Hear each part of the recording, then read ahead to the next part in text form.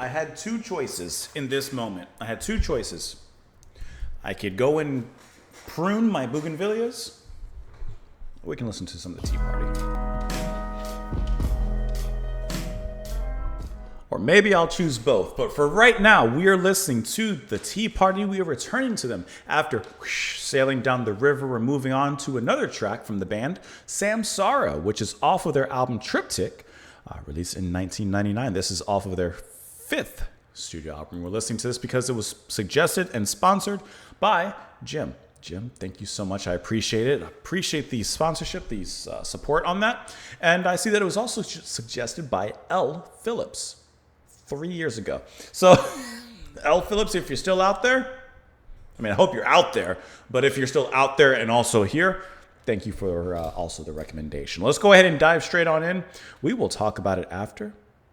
Here we go.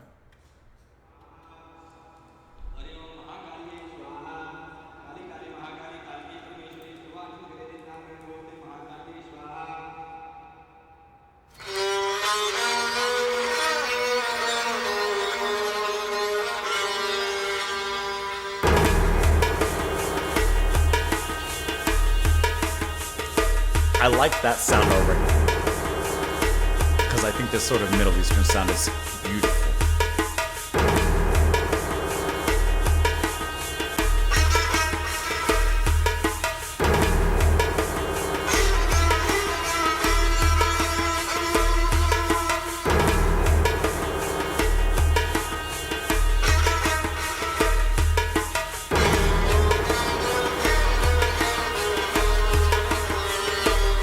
Down my alley. Please would you tell me, my friend? It's kind of Led Zeppelin-esque. Which direction's the way? 'Cause I'm lost, I'm confused. This reality we choose is a long, long way from the dream. All you feel is pain and suffering, waiting through. Very buzzy guitar. But I've heard that before from those teachers of dreams. It's so cold and it's old, just can't feel it in my soul. Am I dead to a life of extremes? All you feel This is cool. is pain and suffering, waiting through.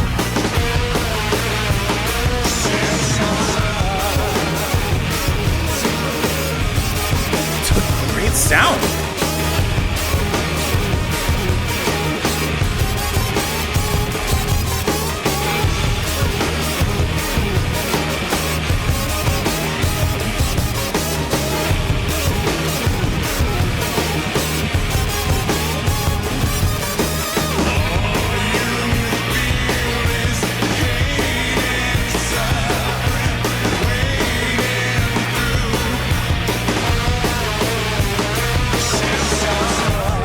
But I've looked to the east and I've prayed in the west. What I know, what I've seen, you just couldn't imagine where I've been. And I feel at this time I just need to rest, and I'd like to stay here. I would love to stay here. Would you let me stay here, please?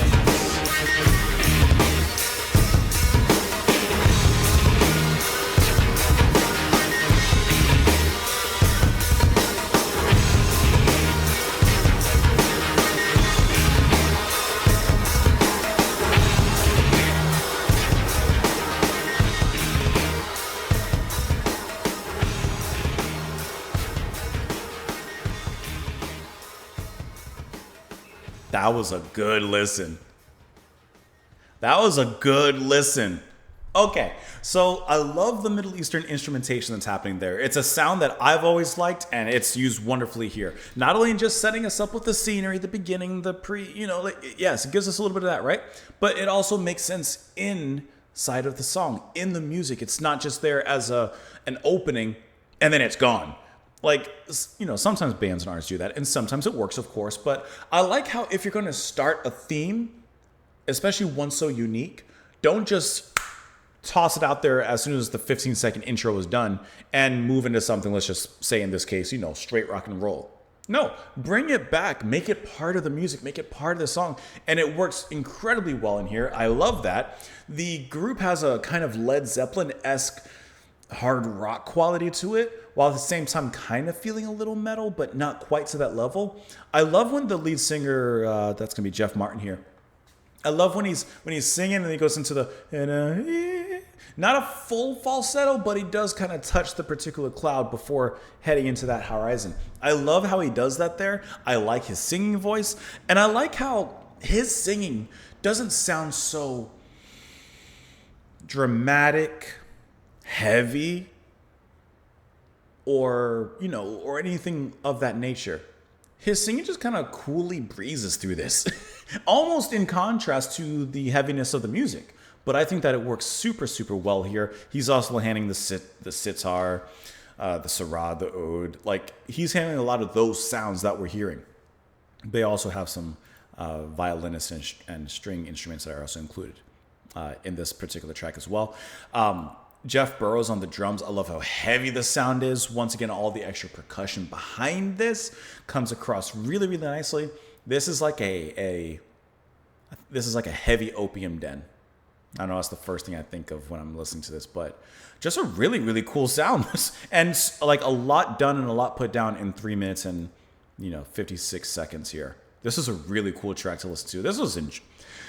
We've listened to 3 tracks from the Tea Party. This is definitely my favorite. As of right now, this would definitely be the top out of the 3. Please, would you tell me, my friend, which direction's the way?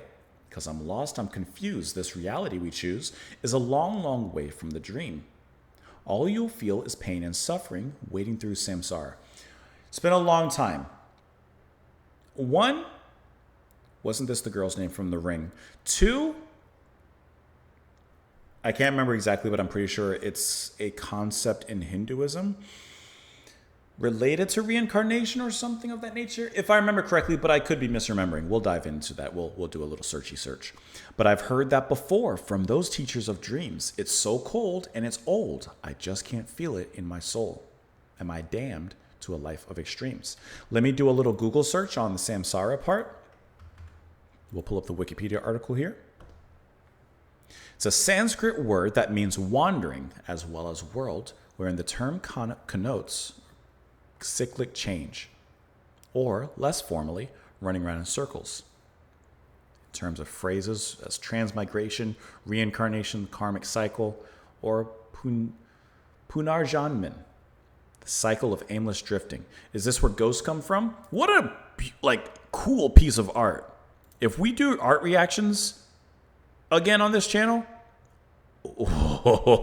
I don't even know where to start on this one, brother. The cyclicity of all life, matter, and existence is a fundamental belief of most Indian religions. The concept of samsara has roots in the post-Vedic literature. The theory is not discussed in the Vedas themselves. The full exposition of the samsara doctrine is found in early Buddhism as well. Okay, so it seems that I'm at least in the correct lane of, as it says, cyclic change, birth, rebirth, death, reincarnation, etc., etc. So at least we seem we're in the right direction, especially with what he's talking about. He's lost, he's confused. Well, that's exactly what it mentions, running around in circles. So it all comes together really nicely there. Let's see. All you'll feel is pain and suffering waiting through samsara.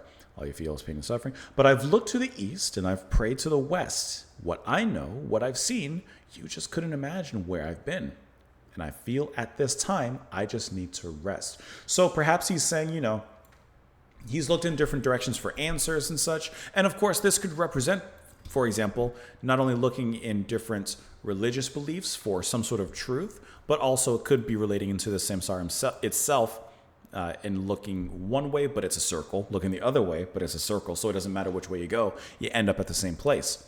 And then he says, I just need to rest. So perhaps he feels tired of being in this circle and being in this cycle and going around and around. He says, I just need to rest.